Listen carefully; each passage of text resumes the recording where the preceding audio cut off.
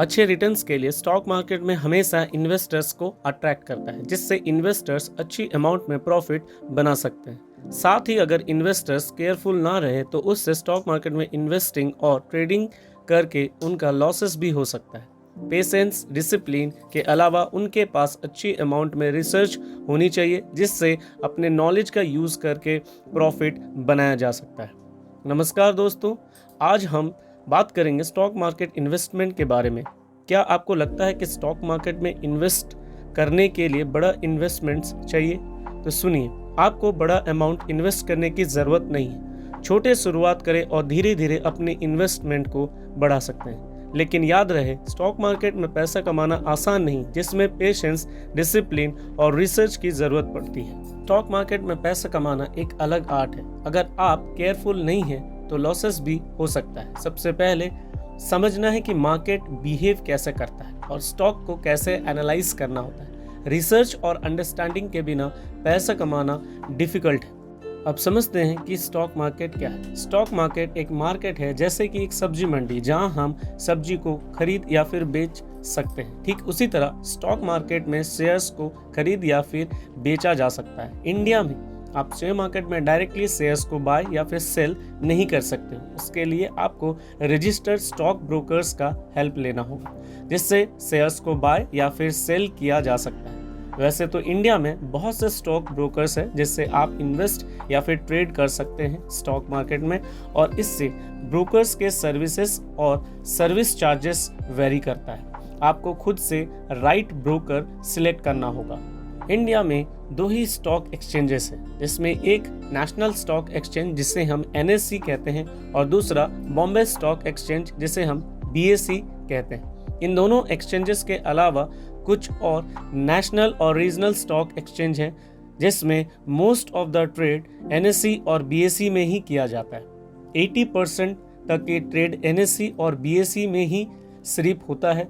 दोनों ही almost similar हैं daily trade volume में, और जितने भी इंपॉर्टेंट शेयर्स लिस्टेड हैं इन्हीं दोनों एक्सचेंजेस में, जिसे इन्वेस्टर इजीली बाय कर सकते हैं इनमें से किसी भी एक्सचेंजेस से। दोनों ही एक्सचेंजेस वीक में 5 डेज ओपन रहता है, बाकी सैटरडे और संडे और नेशनल हॉलीडेज में क्लोज रहता है। शेयर्स का ट्रांजैक्शंस ऑनलाइन कंप्यूटराइज सिस्टम के द्वारा किया जाता है। इस ऑनलाइन ट्रेडिंग सिस्टम से ट्रेडर्स और भी ज़्यादा ट्रांसपेरेंसी, ऑटोमेटिक ऑर्डर मैचिंग और स्पीड प्रोसेसिंग अचीव कर सकते हैं किसी भी ट्रांजैक्शंस में, अगर हम कंपेयर करें early traditional offline trading system से। मार्केट इंडेक्स हमें पता करता है, जिससे हम ये पता कर सकते हैं कि मार्केट अप है या फिर डाउन। BSE में main index S&P BSE Sensex है, जिसमें 30 स्टॉक्स इंक्लूड किया गया है, और NSE में मेन इंडेक्स निफ्टी 50 है, जिसमें 50 स्टॉक्स को इंक्लूड किया गया है। इन दोनों ही इंडेक्स का कैलकुलेशन मेजर सेक्टर के मार्केट कैपिटलाइजेशन और शेयर्स ट्रेड वॉल्यूम से किया जाता है। स्टॉक मार्केट को रेगुलेट करने के लिए एक बॉडी बनाया गया, जिसे हम SEBI, securities and exchange board of India कहते हैं, जो गवर्निंग बॉडी होता है stock exchange brokers, depositors, mutual funds और अदर मार्केट पार्टिसिपेंट्स की, जो इंडिया में स्टॉक मार्केट में इन्वॉल्व होते हैं। उन्हें रेगुलेट और फंक्शनिंग सेबी के द्वारा किया जाता है। शेयर्स को समझने से पहले यह समझना जरूरी है कि कंपनी को मनी क्यों रिक्वायर्ड होती है। कंपनी को मनी अपने बिजनेस ऑपरेशंस के लिए रिक्वायर्ड होती है, जिसके लिए कंपनीज बैंक्स से लोन या फिर इन्वेस्टर्स से मनी बोरो करती है या फिर बॉन्ड्स इशू करती है कॉमन पीपल को। बट इन सारे केसेस में कंपनीज को ह्यूज इंटरेस्ट पे करना होता है। इन सारे ह्यूज इंटरेस्ट अमाउंट को अवॉइड करने के लिए कंपनीज अपने शेयर्स को पब्लिक में इशू करती है और उससे मनी रेज करती है, और इस प्रोसेस से ह्यूज इंटरेस्ट को अवॉइड किया जा सकता है। शेयर इशू का मतलब होता है कि कंपनी अपने ओनरशिप के पार्ट पब्लिक या फिर इंस्टीट्यूशन को देती है। पब्लिक या फिर इंस्टीट्यूशन जो मनी इन्वेस्ट करते हैं उन कंपनी में, कंपनी के शेयर्स पब्लिक या फिर इंस्टीट्यूशन को मिल जाता है और कंपनी को उनका मनी मिल जाता है। अब समझते हैं कि कंपनी में शेयर्स में लोग क्यों इन्वेस्ट करते हैं।